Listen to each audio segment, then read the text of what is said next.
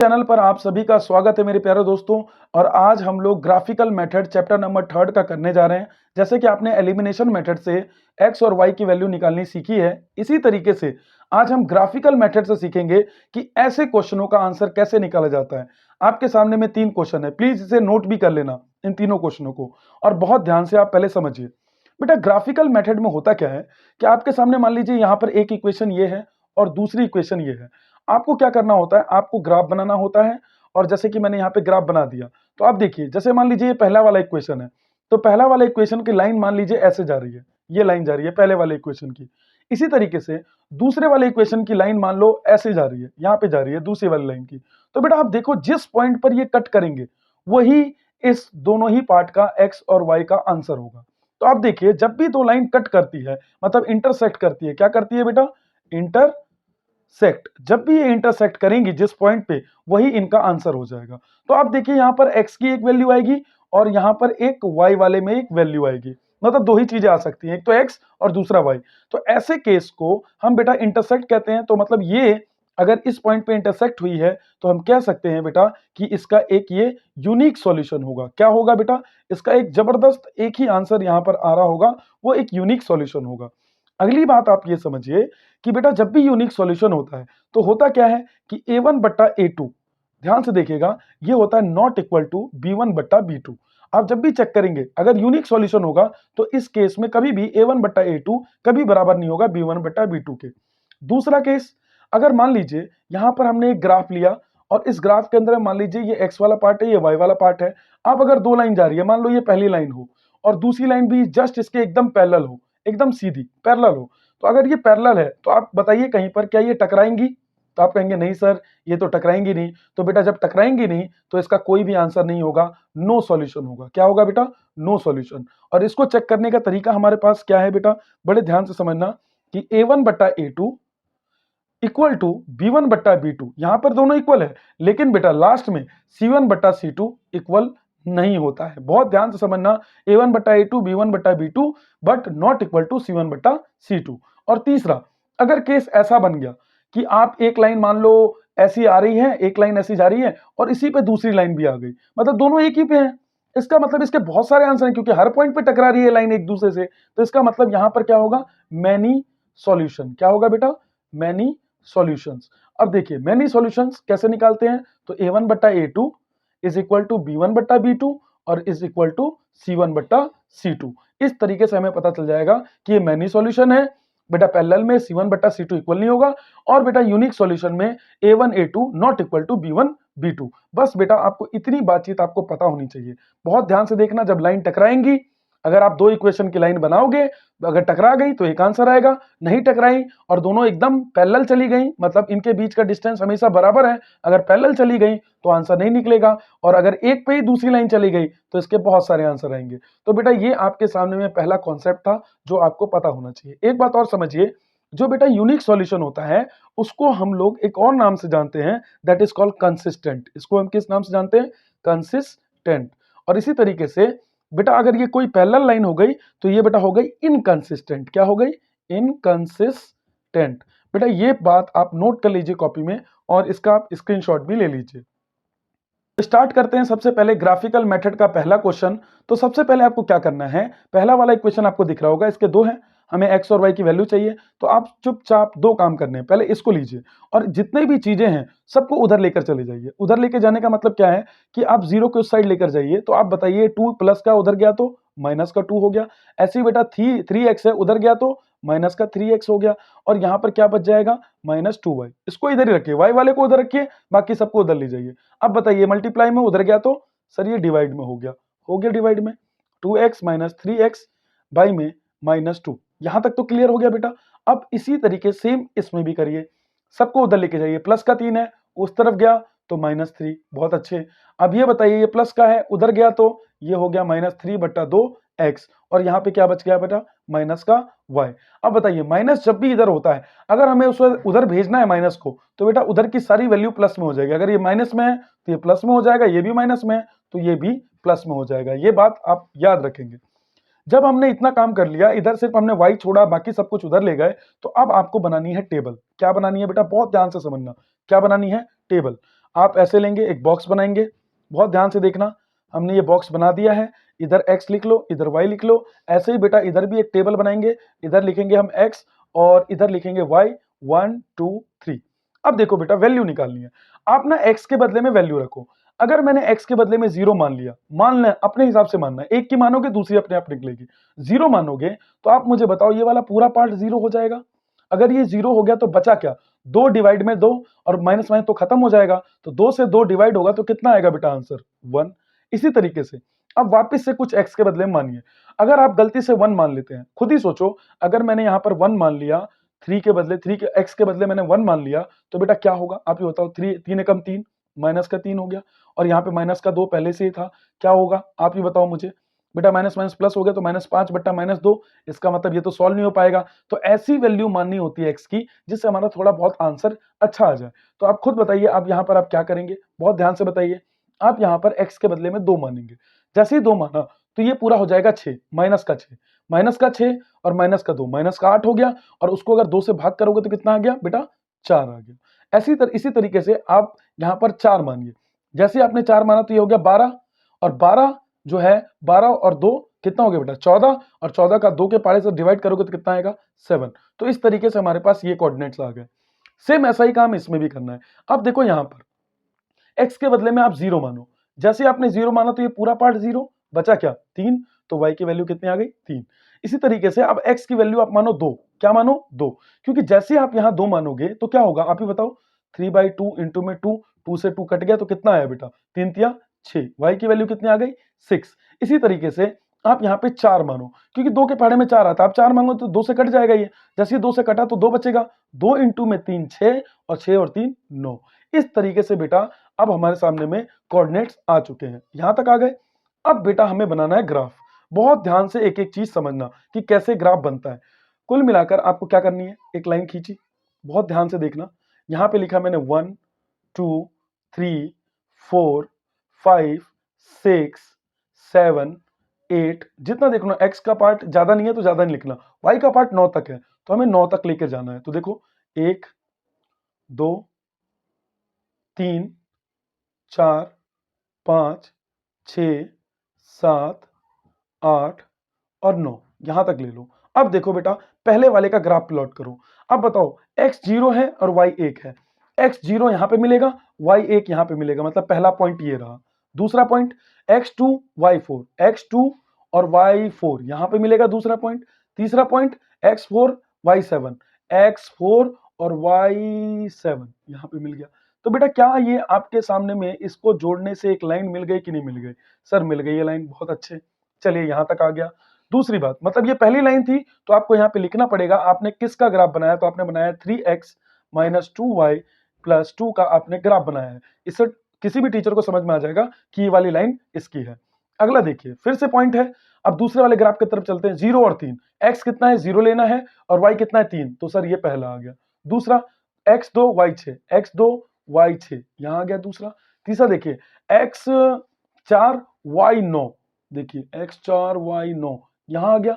आप गौर से देखिए ये लाइन इससे मैच नहीं हो रही है, ये एकदम इसके पैरेलल लाइन निकल रही है। कैसे निकल रही है, एकदम सीधी पैरेलल। और ये लाइन कैसी है बेटा, इसका भी ग्राफ का नाम लिख दो फटाफट। तो क्या है 3x/2 - y + 3।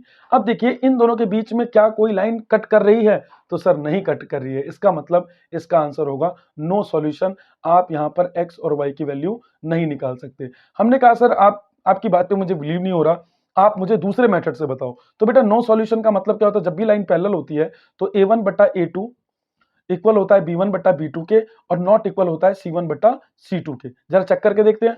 सर a1/a2 करो, a1 ये रहा, सर a1 ये रहा, b1 कितना, a2 कितना है सर 3/2, तो सर 3/2 यहाँ पे लिखूंगा तो 2 ये डिवाइड में है, ऊपर जाएगा तो सर ये मल्टीप्लाई में हो जाएगा। बहुत बढ़िया।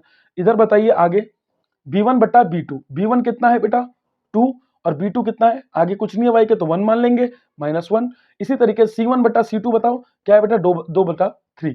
अब जरा चेक करके देखो, 3 से 3 कट गया तो कितना आया 2/1। यहां देखो माइनस से माइनस कट गया 2/1, और यहां पे क्या है 2/3। देखो ये दोनों तो बराबर है, क्या ये बराबर है, इसका मतलब क्या है कि अगर ये बराबर नहीं है, इसका मतलब है इसका कोई भी आंसर नहीं निकाला जा सकता। क्या आपको ये ग्राफिकल मेथड का पहला क्वेश्चन समझ आ गया है? तो बहुत बढ़िया, स्क्रीनशॉट लीजिए। देखिए मेरा थोड़ा ग्राफ गलत बना है, मतलब लाइन टेढ़ी हो रही है क्योंकि मैं बोर्ड पे बना रहा हूँ। आप खुद से बनाकर देखेंगे तो लाइन एकदम सीधी बनानी है आप लोगों को। यहां तक क्लियर समझ में आ गया? तो चलिए नेक्स्ट क्वेश्चन की तरफ चलते हैं। सामने दूसरा क्वेश्चन है, आपके सामने देख रहे हो, दो क्वेश्चन है, दो इक्वेशन है। आपको एक्स और वाई की वैल्यू निकालनी है, लेकिन किस मेथड से? ग्राफिकल मेथड से। तो आपको क्या करना है, वाई वाला पार्ट रहने देना, बाकी सबको उधर कर देना है। तो फटाफट करते जाइए। अब देखिए यहाँ पे पहले ही सब कुछ उधर ही है, तो बस आप उसको रहने दो, और यहाँ पे दो गुने में उधर लेके चले गए तो डिवाइड में। तो बेटा वाई की वैल्यू तो हमारे पास आ गई। सेम यहाँ भी निकालो। अब देखो उस तरफ है वाई, तो सभी चीजों को उधर भेजो। 2x पहले से ही है, 3 को उधर भेजा तो क्या हो गया बेटा, 2x माइनस 3, और y की वैल्यू इतनी आ गई। अब खुद बताओ यहाँ पे आप क्या बनाओगे, ग्राफ बनाओगे। सबसे पहले जल्दी जल्दी प्लॉट करना है हमें, तो 1 2 3 और 1 2 3। अब यहाँ पे क्या कर लो, इधर x मान लो, इधर y। ऐसे ही बेटा इधर भी x और यहाँ भी y। अब खुद बताओ मुझे, सर मैं x के बदले अगर 0 मान लूं, यहाँ पर पहले इसको सॉल्व करते हैं। 0 मान लिया तो बचा क्या, -6/2। 2 के पहाड़े में 6 कितनी बार में, 3 बार में, तो माइनस का 3। अब x इक्वल टू 1 मान लो। जैसे ही आपने 1 माना तो 4 हुआ, 4 में से 6 गया तो 2 बचेगा, 2 से 2 डिवाइड होगा तो 1 बच जाएगा, लेकिन माइनस का। अब देखो x के बदले 2 मान लो। जैसे ही 2 माना तो 8 हो गया, 8 में 6 गया तो 2, और 2 के पहाड़े में 2, 2 बार में, कहानी हो गई खत्म। सेम इधर आओ, x के बदले में 0 मानो, 0 मानते ही खत्म। अब क्या बचा, -3। ये बताइए x के बदले में 1 मानो। जैसे ही 1 माना तो 2 हुआ, 2 में से 3 गए तो -1। अब x के बदले में 2 मान लो। जैसे ही आपने 2 माना, जैसे ही आपने 2 माना तो 4 हो गए, मतलब 2 दूनी 4, 4 में से 3 गए तो 1। यहां तक आपने पहले ग्राफ निकाल लिया। अब देखिए आप यहां से हम ग्राफ बनाएंगे, बहुत ध्यान से देखना बेटा, एक एक चीज खुद से देखो। सर ये वाला पार्ट 1 2 3 4, एक्स का माइनस में भी लीजिए, -1 -2। इसी तरीके से एक्स वाई में लीजिए, 1 2 3। सेम उल्टा करना है हमें, -1 -2, आगे आइए -3। इस तरीके से हमने x और y वाला पार्ट मान लिया है। अब सर जरा ग्राफ प्लॉट करते हैं आराम आराम से। x कितना है, 0, y है -3, x 0, y -3, -3 सर ये रहा, यहाँ पे आ गया पहला। दूसरा देखिए, x1 और y -1, x1 और y -1, सर यहाँ पे मिलेगा ये ग्राफ, बहुत बढ़िया। तीसरा, x2 y भी 2, x भी 2 और y भी 2, यहाँ पर है इस पॉइंट पे।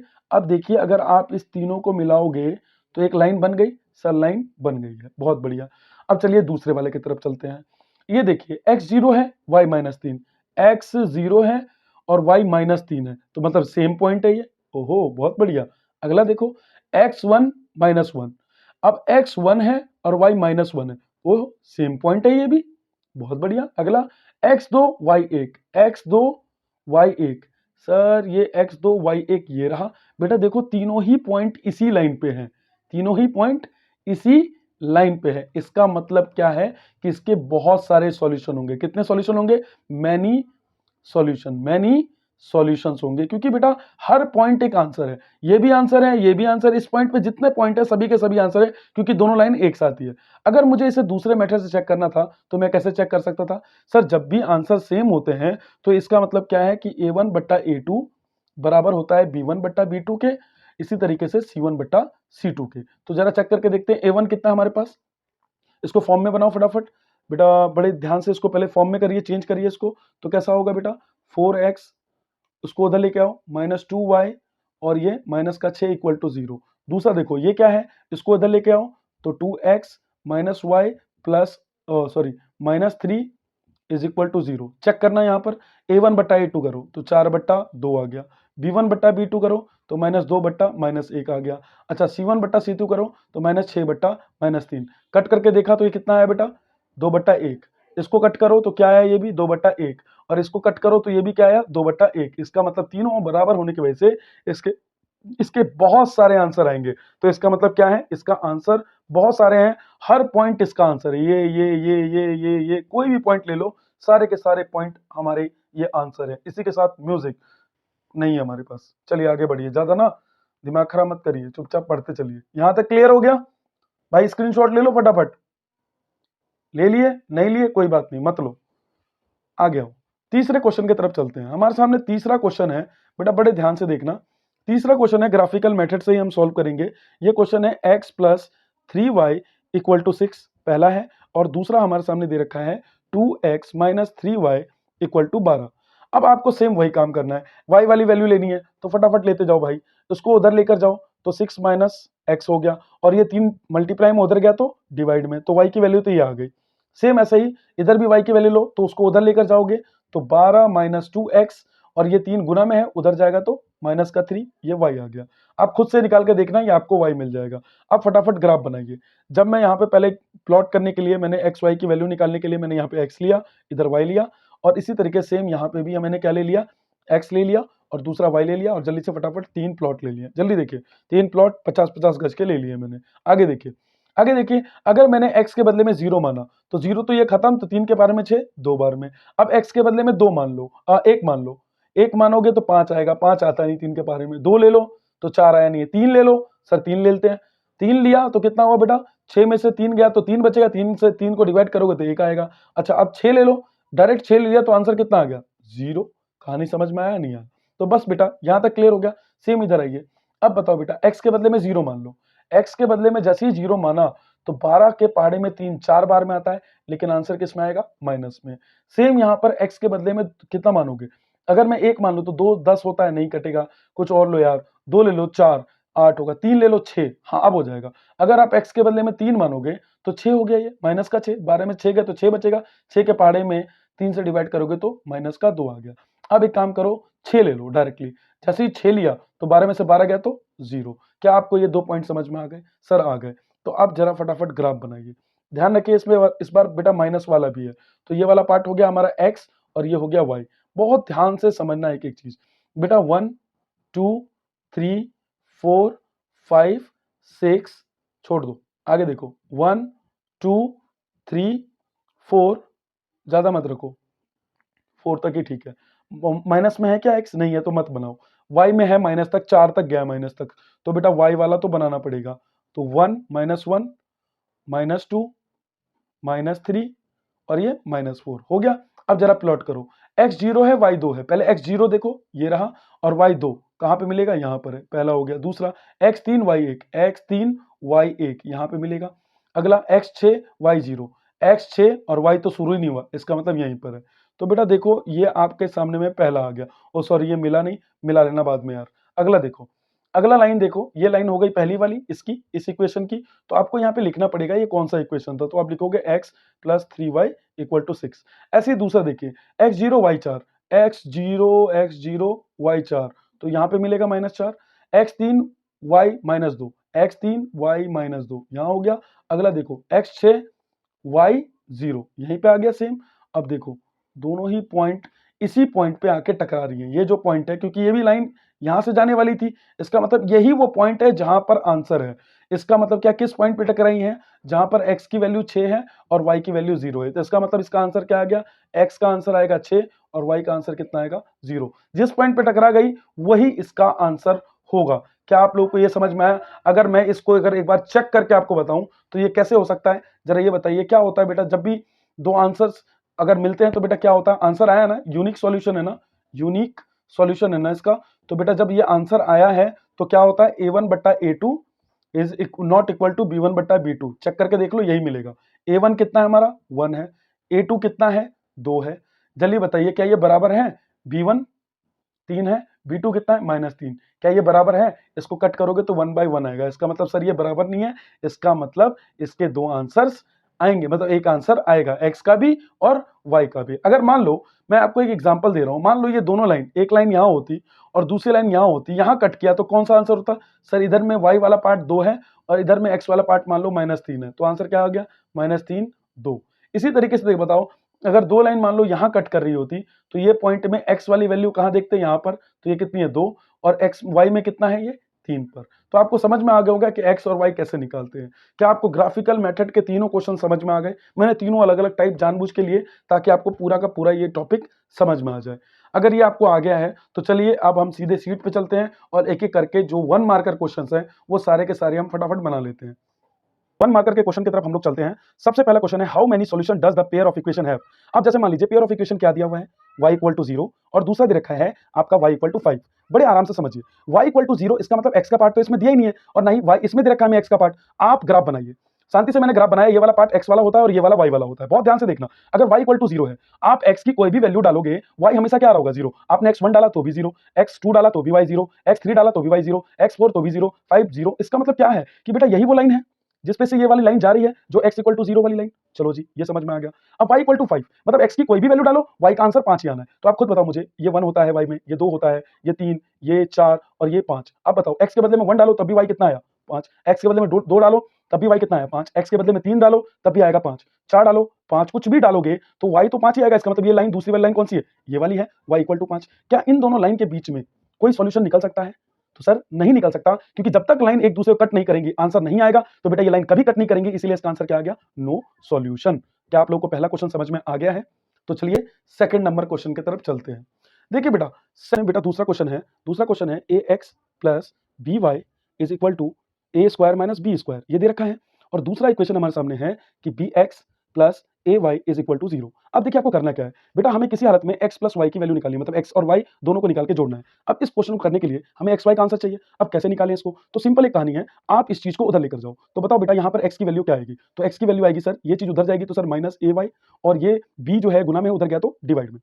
ये जो वैल्यू आई है वो इसमें डाल दीजिए, तो क्या आएगा बेटा, a minus a y by b, x के बदले में डाल दिया मैंने, और यहाँ पे क्या है साथ में बी वाई है, और यहाँ पे क्या है ए स्क्वायर माइनस बी स्क्वायर। बहुत ध्यान से देखना है एक एक चीज बेटा, ए से ए गुना होगा तो क्या होगा, minus a square y by में बी, और यहाँ पे क्या है प्लस में बी वाई, और यहाँ पे क्या है बेटा ए स्क्वायर माइनस बी स्क्वायर। खुद बताओ इन दोनों में कॉमन क्या है? तो सर वाई कॉमन है, और सर माइनस भी कॉमन ले लो। क्या ले लो कॉमन? Minus b. माइनस और वाई कॉमन लेने से फायदा ये होगा हमें कि बेटा ए वाली वैल्यू तो किस में आ जाएगी, प्लस में आ जाएगी, और बी वाली वैल्यू किस में आ जाएगी, माइनस में। यहाँ तक समझ में आई? और नीचे है बी, समझ में आया? इसमें से y कॉमन लिया तो यही तो बचेगा, माइनस भी लिया ये भी लिया तो क्या बचेगा, ए स्क्वायर और प्लस में बी, नीचे में बी, और बेटा ये प्लस कहाँ चाहिए मुझे, तो माइनस माइनस प्लस होता है, और यहाँ पे वाई बी, और यहाँ पे क्या है बेटा ए स्क्वायर माइनस बी स्क्वायर। बहुत ध्यान से समझना है एक एक चीज। यहाँ से बेटा आप यहाँ से एलसीएम लोगे, एलसीएम लिया मैंने तो क्या आया ए स्क्वायर, और ये अब क्या हो गया बी स्क्वायर, और नीचे क्या बच गया बी, और यहाँ पे क्या है ए स्क्वायर माइनस बी स्क्वायर। अब बताओ बेटा, इससे ये कट जाएगा और ये डिवाइड में तो वहाँ मल्टीप्लाई में हो जाएगा, तो y की वैल्यू कितनी आ गई, माइनस बी। सर y की आ गई, अब हमें x निकालिए। तो बेटा आप x कैसे निकाले, x की वैल्यू तो हमने यहाँ पे लिखी थी a गुने में y का मतलब क्या आया मेरा, माइनस बी, और बट्टे में b,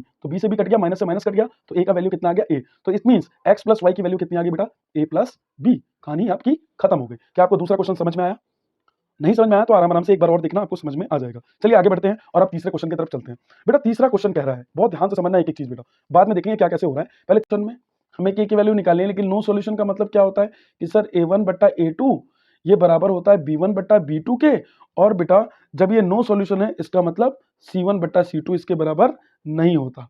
क्लियर है? ये करना है। अब करते जाइए फटाफट। a1 कितना है 4 है, b1 कितना है बेटा a2 कितना है 2 है, b1 कितना है बेटा -3 है, और b2 कितना है बेटा k, और यहाँ पे क्या है c1 कितना है नॉट इक्वल, बताइए c1 कितना है, जल्दी बताइए बेटा c1 कितना है 9, और c2 कितना है 11। आप खुद बताओ, इसमें बहुत ध्यान से बताओ। हमें तो भैया k की वैल्यू चाहिए, तो अब k की वैल्यू चाहिए तो अब इसको छोड़ देते हैं, ये बराबर ही नहीं तो इसको छोड़ो, सिर्फ इतने को ध्यान दो बेटा, क्रॉस मल्टीप्लाई यहाँ पर आप सिर्फ यही बचे रहेंगे, यहाँ पे ये बचा हुआ है। अब बताओ ये चीज यहाँ गुना होगी, ये चीज यहाँ गुना होगी, तो कितना हो गया 4k इक्वल टू -6, और k की वैल्यू कितनी आ गई -6/4। आंसर कट किया तो कितना आ गया -3/2। तो बेटा ये k का वैल्यू निकल के आ गया। यहाँ तक आप लोगों को समझ में आ गया? तो चलिए नेक्स्ट क्वेश्चन भी साथ के साथ ही मैं बताता हूँ। नेक्स्ट क्वेश्चन यहाँ देखिए, नेक्स्ट क्वेश्चन आपके सामने में है कि बेटा 3x plus 2y equal to 8, और दूसरा आपके सामने दूसरा आपको दिया हुआ है एंड करके आपको दिया हुआ है कि 6x minus 4y equal to 9, और आपसे कह रहा है कि चेक करो कंसिस्टेंसी या इनकंसिस्टेंसी। बेटा जब भी आपको कंसिस्टेंसी बोले इसका मतलब यूनिक सॉल्यूशन होगा, और इनकंसिस्टेंसी बोले जिसका कोई सॉल्यूशन नहीं होगा। तो जरा आप चेक करके देखो, a1 बट्टा a2 करके देखो, b1 बट्टा b2 करके देखो, और c1 बट्टा c2 करके देखो, देखो कौन सा आंसर आ रहा है। आप खुद देखो बराबर क्या है क्या नहीं है। a1 बट्टा a2 किया तो 3/6 आया, चलिए बताओ b1 बट्टा b2 किया तो 2/-4 आया, और c1 बट्टा c2 किया तो 8/9 आया। आप खुद बताना जरा कौन कौन सी वैल्यू बराबर है। तो इसको कट करोगे तो 1/2 आएगा, इसको भी कट करोगे तो 1/2 आएगा। क्या आया 1/2, यहाँ पे भी 1/2, लेकिन ये माइनस का है, और यहाँ पर बेटा 8/9 ही रहेगा। तो क्या ये बराबर है या नहीं है? सर ये बराबर नहीं है। इसका मतलब जब a1 a2 not equal to b1 बट्टा b2 होता है, तो ऐसे केस में आंसर क्या होता है, यूनिक सॉल्यूशन। और यूनिक सॉल्यूशन का मतलब क्या होता है बेटा, कंसिस्टेंसी। क्या होता है, कंसिस्टेंट। क्लियर है? क्लियर है? क्लियर समझ में आ गया कि भैया इस तरीके से आप इसको चेक करेंगे। तो बेटा इस तरीके से सारे क्वेश्चन हो चुके हैं। अब आपको एक क्वेश्चन 3 मार्क्स में जाइए शीट के अंदर में, और 3 मार्क्स के अंदर में आपको पहला क्वेश्चन दिखाई दे रहा होगा। मैं इसको रफ कर रहा हूं, आप स्क्रीनशॉट ले लो। यस, आगे बढ़िए। यहां ध्यान से देखिए। नेक्स्ट में देखिए कि आपके सामने दिख रहा है कि आपके सामने एक इक्वेशन है, और इक्वेशन है 3x minus 2y plus 2 equal to 0, ये दिया हुआ है। और दूसरा दे रखा है 3/2x minus y plus 3 equal to 0, और कह रहा है कि बताओ, चेक करो कि इसका आंसर है, सॉल्यूशन है, नहीं है, क्या है। तो आपको पता नहीं है क्या, आप क्या करते हो, a1/a2 अगर नॉट इक्वल टू b1/b2 आ गया, इसका मतलब आंसर है, यूनिक है। एक आंसर आएगा भाई, सिंगल आंसर आएगा, यूनिक सॉल्यूशन होगा। और अगर बेटा यहीं पर होता a1/a2 not equal to b1/b2 और नॉट इक्वल टू c1/c2, तो आंसर नहीं होता, मतलब पहला लाइन्स होती वो, और इसका आंसर नहीं आता, नो सॉल्यूशन होता। और यहीं पर होता है बेटा a1/a2 is equal to b1/b2 और c1 c2 के इक्वल भी है, तो इट मींस कि इसके मैनी सॉल्यूशंस होते हैं। तो बेटा आप इसे खुद चेक करना, क्योंकि मैंने इस टाइप का क्वेश्चन अभी अभी आपको कराया है। ये दोनों क्वेश्चन आपको खुद से करना है। यहां तक क्लियर हो गया? तो चलिए आगे बढ़ते हैं। एक चीज और मैं बता दूं, यूनिक सॉल्यूशन का मतलब ही होता है बेटा कंसिस्टेंट। क्या होता है? कंसिस्टेंट। और अगर मान लो नो सॉल्यूशन होगा तो क्या कहेंगे हम? कंसिस्टेंट। क्लियर हो गया? तो चलिए यहां तक हमारा पूरा पार्ट हो चुका है। अब हम लोग चलेंगे वर्ड प्रॉब्लम में, जो कि बेहतरीन क्वेश्चंस हैं, उसको हम लोग अब सॉल्व करेंगे। प्रॉब्लम का पहला क्वेश्चन है कि फाइंड द टू नंबर्स। आपको दो नंबर्स निकालने हैं जिसका जोड़, जिसका सम 75 है। दो नंबर मुझे नहीं पता, तो मैं x प्लस वाई मान लेता हूं, और इसका जोड़ कितना दे रखा है? 75। ऐसे ही बेटा दो नंबरों का बेटा डिफरेंस दे रखा है, मतलब इन्हीं दो नंबर को अगर घटाया जाए एक दूसरे से तो कितना आएगा? 15। अब आप खुद सोच कर देखिए, आपके सामने में दो इक्वेशन है, एलिमिनेशन मेथड आता है आपको, आप चुपचाप इसको यूज करिए। ये पहला समीकरण है, ये दूसरा है। आप दोनों को साथ में रख लो, क्योंकि यहाँ पे एक्स एक्स बराबर है, तो फटाफट रखने में कोई दिक्कत नहीं है। यहीं रख दिया, और यहाँ 75 आया। तो अब बताओ बेटा क्या करते हो आप? प्लस का है तो माइनस, माइनस का है तो प्लस, और प्लस का है तो माइनस। इससे ये कट गया, कितना आया? वाई वाई कितना हो गया? 2y। और ये कितना आया? 75 में से 15 गए तो आया 60। वाई की वैल्यू आ गई 60/2, आंसर कितना आ गया? 30। जैसे ही वाई की वैल्यू 30 आई, आप इसमें डाल दो। जैसे ही आपने इसमें डाला, वाई की वैल्यू कितनी है? 30 इक्वल टू 15। बेटा 30 प्लस में उधर गया तो 15 प्लस 30, आंसर कितना आ गया? x equal to 45। तो क्या आपको पहला क्वेश्चन समझ में आ गया है? बहुत बढ़िया। तो चलिए आप सेकंड क्वेश्चन की तरफ चलते हैं। क्वेश्चन है find a and b which is the following pairs of linear equation. आपको दो पेयर दे रखे हैं, इक्वेशन दे रखे हैं। क्या दिया हुआ है? 2x plus 3y equal to 7, एक तो ये दिया है, और दूसरा आपको दिया है कि ax plus a plus B Y is equal to 28। कह रखा है कि आपका ये जो आंसर, ये जो दो इक्वेशन है, इसके बहुत सारे आंसर्स हैं। क्या है? बहुत सारे आंसर्स हैं, इनफाइनाइट मैनी सॉल्यूशन है। तो बताइए ए और बी की वैल्यू क्या होगी? अगर मुझे ये बताना है, तो क्या आपको पता है ना, जब भी बेटा बहुत सारे आंसर्स होते हैं, मैनी सॉल्यूशंस होता है, जब भी बात मैनी सॉल्यूशंस की होती है, तो आपको पता है कि a1/a2 बराबर हो जाता है b1/b2 के, और यही बराबर होता है c1/c2 के। तो सेम काम करिए, a1 कितना है आपका? 2 है। A2 कितना है? तो सर A ही है ये। अच्छा, B1 कितना है? तो सर 3 है। B2 कितना है बेटा? तो A प्लस बी है। और इसी तरीके C1 कितना है बेटा? तो 7 है। और C2 कितना है? तो 28 है। बस अब बेटा दो इक्वेशन को सॉल्व करना है। एक तो आप इसके साथ इसको सॉल्व कर लो, पहला काम कर लो इसके साथ, क्योंकि तीनों बराबर है तो आप किसी के साथ किसी को ले सकते हो। तो मैंने इसके साथ इसको ले लिया। अब बताओ 2/a है यहाँ पर, बराबर में 7/28 को कट करो तो 7 एकम 7, 7 दूनी 7 चौक 28, तो बेटा यहाँ पे 4 आया। अब खुद बताओ, ये चीज यहाँ गुना होती, ये चीज यहाँ गुना होगी, तो बेटा क्या आ गया? 2 चौक 8, और यहाँ आ गया a। तो a की वैल्यू तो भाई 8 आ गई है। अब चलिए b की निकालनी है। आप इसके साथ या इसके साथ किसी के साथ भी सॉल्व करो। दो इक्वेशन को ले लो यहाँ पर। क्या है यहाँ पर? 2/a equal to 3 plus a plus b. आप खुद बताओ बेटा, 2 तो है ही, a के बदले में आंसर कितना आया? 8। यहाँ पे भी क्या है? 3, 8 प्लस बी। आप खुद बताना बेटा, 2 के पहाड़े से ये 4। अब ये चीज यहां गुना होगी और ये चीज यहां गुना होगी। जब इससे ये गुना हुआ, इससे ये गुना होगा, तो 8 प्लस बी आएगा, 1 से गुना होने पे तो यही आएगा। और 4 इंटू में 3 कितना हो गया? 12। तो बी की वैल्यू कितनी आई? 12 माइनस 8, आंसर कितना आ गया? 3। तो क्या आपको ये क्वेश्चन भी समझ में आ चुका है? Very good. तो चलिए अब नेक्स्ट वाले क्वेश्चन की तरफ चलते हैं। देखिए बेटा, अब जो मैं क्वेश्चन करा रहा हूं इसको बहुत ध्यान से आपको समझना है, एक एक बात को। आप खुद देखिए क्या कह रहा है कि sum of digits of 2 digit number, 2 digit का कोई नंबर है। 2 डिजिट का नंबर कैसा हो सकता है आप ही बताइए, पहले हम जरा पहले इसी को समझते हैं। 2 डिजिट नंबर्स को ही समझते हैं। 2 डिजिट का नंबर, 2 डिजिट का नंबर है, 2 अंकों की संख्या है। 2 अंकों की संख्या मान लो जैसे 53 है, 53 है 2 अंकों की संख्या मान लो। क्या कह रहा है कि अगर मैं 2 अंक की संख्या को आपस में जोड़ दूं तो 8 आना चाहिए। देखिए आ रहा है कि नहीं आ रहा है, ये भी हो सकता है नंबर। दूसरा नंबर क्या हो सकता है, 3 5 भी हो सकता है, जोड़ने पे 8 ही आएगा। 4 4 भी हो सकता है 2 अंक का नंबर जिसको जोड़ने पे। तो हमें तो नहीं पता वो नंबर क्या है, बस हमें ये पता है कि 2 डिजिट का नंबर है। तो 2 डिजिट के नंबर को मैं क्या y और x मान सकता हूं, कोई दिक्कत नहीं है। 2 डिजिट का नंबर है, मुझे नहीं पता पहले पे क्या आएगा दूसरे पे क्या आएगा, तो मैंने 2 डिजिट के नंबर को yx मान लिया है। अच्छा क्या कह रहा है कि 2 डिजिट के नंबर का जोड़ 8 आ रहा है, तो मतलब अगर मैं इन दोनों को जोड़ दूं, जोड़ दो y प्लस एक्स, तो कितना आ गया बेटा 8। क्या आपको पहला समीकरण समझ में आया? बहुत बढ़िया, पहला इक्वेशन आपको समझ में आया कि 2 डिजिट कोई भी ले लो x और y, दोनों को जोड़ोगे, 2 डिजिट का अंक है, ये एक नंबर है, और नंबर जैसे मान लो ये होता, मान के चलो 44, तो बेटा 2 अंक है, पहला वाले को y माना दूसरे को x माना, दोनों को जोड़ूंगा, मुझे नहीं पता ना ये नंबर कौन से हो सकते हैं क्योंकि दोनों को जोड़ने पे 8 आ रहे हैं। तो 44 भी हो सकता है, 53 भी हो सकता है, 3 5 भी हो सकता है, इन तीनों में से कोई भी वो नंबर हो सकता है, मुझे तो नहीं पता, इसीलिए मैंने पहले वाले को y माना और दूसरे वाले को x माना जानबूझकर। अब मुझे बताइए एक चीज, आप अगर मैं बेटा 55 लिखता हूं तो इसको लिखने का तरीका क्या हो सकता है? मैं इसे ऐसे लिख सकता हूँ 50 प्लस 5, तो अभी तो 55 ही होगा। चलिए बहुत बढ़िया। अच्छा ये बताइए क्या मैं इसको ऐसे लिख सकता हूँ 5 इंटू में 10 प्लस 5, क्योंकि 5 इंटू में 10 करूंगा तो कितना होगा 50, 50 और 5 कितना हो गया 55। चलिए ये समझ में आया। अगला देखिए, अगर मैं यहाँ पे 34 लिखूंगा तो आप कैसे लिख सकते हो इसको? सर 30 प्लस 4 लिख सकते हैं, और सर और अच्छे से लिखे तो 3 गुने में 10 प्लस 4 लिख सकते हैं। तो बस अब मैं यही काम करूंगा। अगर आपके सामने वाई एक्स लिखा हुआ है तो आप इसको कैसे लिखोगे, आप ही बताओ।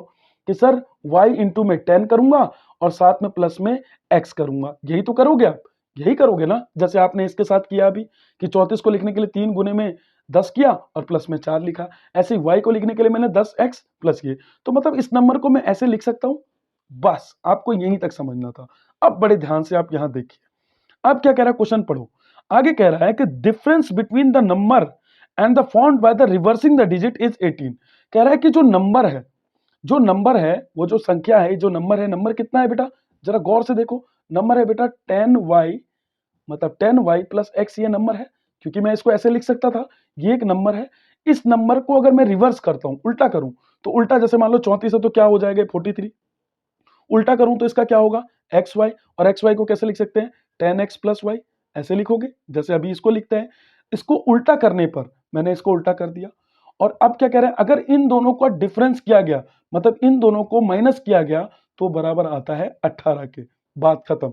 अब जरा इसको सॉल्व करके देखिए, तो बेटा क्या है ये 10y है, ये प्लस x है, इससे ये यहाँ आया तो -10x, और बेटा माइनस अंदर भी इंटू होगा तो -y इक्वल टू 18। अब बताओ माइनस से माइनस कट गया तो कितना आया 9y, और यहाँ पे कितना आएगा बेटा माइनस का 9x इक्वल टू 18। बेटा इन दोनों में कॉमन क्या है, तो 9 कॉमन है, अंदर क्या बच गया y minus x equal to 18। आप बताओ मुझे 9 गुना में उधर गया तो सर ये डिवाइड में हो जाएगा, और आंसर कितना आ गया 18/9 कट के आ गया 2। तो बेटा y माइनस एक्स की वैल्यू कितनी आ गई 2।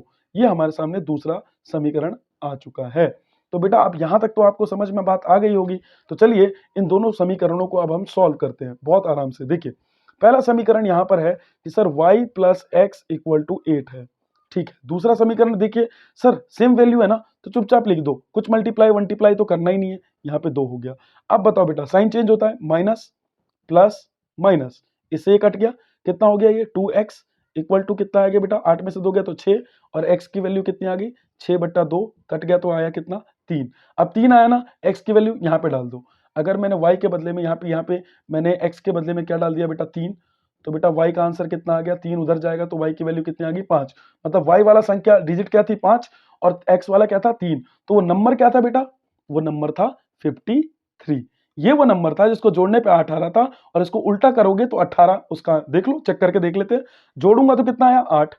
अब मैं इसको उल्टा करूं तो 53 लिखा, और उल्टा करूं तो क्या लिखूंगा बेटा 35। आप इसमें से माइनस करके देखो तो देखो आंसर कितना आ रहा होगा 18। तो क्या आप लोगों को यहां तक कहानी क्लियर समझ में आ चुकी है? क्या आपको ये दूसरा क्वेश्चन भी, तीसरा क्वेश्चन भी सॉरी, समझ में आ चुका है? बहुत बढ़िया। तो चलिए अब नेक्स्ट स्टेप पे चलते हैं। तो बेटा नेक्स्ट क्वेश्चन है आपका बोट एंड स्ट्रीम के ऊपर में। बेटा अब जरा इस पूरे पार्ट को हमें समझना है, बोट क्या होता है और स्ट्रीम कैसे काम करती है। बेटा बात सुनिए, अगर आप नदी ऐसे चल रही है, ध्यान से देखिए, नदी इस डायरेक्शन में जाते जा रही है, इस डायरेक्शन में चल रही है, और उसके ऊपर में कोई आप बोट ले लीजिए, कोई बोट है और वो अगर इधर की तरफ चल रही है, तो आप खुद बताइए मुझे, अगर नदी की स्पीड, जितनी नदी की स्पीड है, जिस नदी से नदी चल रहा है उसी स्पीड से अगर बोट भी आ रहा है उसके तरफ में, तो बेटा बोट वहीं का वहीं खड़ा रह जाएगा। कहने का मतलब क्या है, जैसे कि अगर आप एक ट्रेडमिल लीजिए, ट्रेडमिल अगर जो चल रहा है वो अपनी स्पीड से चल रहा है, उसके ऊपर भागेंगे, उतने ही स्पीड से भागेंगे, तो आप वहीं के वहीं खड़े रहेंगे। जब तक आप उस ट्रेडमिल से ज्यादा स्पीड में नहीं भागोगे, तब तक आप उससे आगे नहीं निकल सकते। ऐसा ही केस बोट में होता है। अगर मान लीजिए कि नदी 20 किलोमीटर पर आवर की स्पीड से चल रही है, 20 किलोमीटर प्रति घंटे की स्पीड से चल रही है, तो बेटा बोट को भी कम से कम 20 किलोमीटर प्रति घंटे से अगर वो चलती है, मान लो चलती है, तो वहीं के वहीं रहेगी। और अगर थोड़ी सी स्पीड बढ़ा दे, ये 1 किलोमीटर भी अगर ये बढ़ा दी स्पीड, और मतलब 21 किलोमीटर कर लिया, तो 100% बोट थोड़ा आगे बढ़ना शुरू कर देगा, क्योंकि लहरें इधर है और बोट इधर जा रहा है, तो दिक्कत तो होगी भाई। तो खुद खुद खुद मिला के खुद बताइए मुझे कि बेटा अगर अगर बोट को इधर निकलना है तो ज्यादा स्पीड रखनी पड़ेगी। तो मान लेते हैं बोट की स्पीड bs है और पानी की स्पीड मतलब वाटर की स्ट्रीम की स्पीड ws है। तो बताइए एक्चुअल स्पीड क्या होगी। अगर बोट 50 की स्पीड से चलेगा और पानी जो है 20 की चलेगी, तो एक्चुअली स्पीड कितनी आएगी, तो सर 30 आएगी, 30 से तो जा रहा होगा। तो इसका मतलब क्या है बेटा कि बोट में से हमें इस वाटर की स्पीड्स को माइनस करोगे, तो जाकर बेटा हमें एक्चुअल स्पीड पता लगेगी कि एक्चुअल स्पीड क्या है। आपको ये बात समझ में आई? इसी को बोलते हैं बेटा, जब बोट उल्टा चलती है स्ट्रीम के, मतलब पानी के उल्टा चलती है, तो इसी को हम बोलते हैं अप स्ट्रीम। क्या बोलते हैं बेटा? Up stream.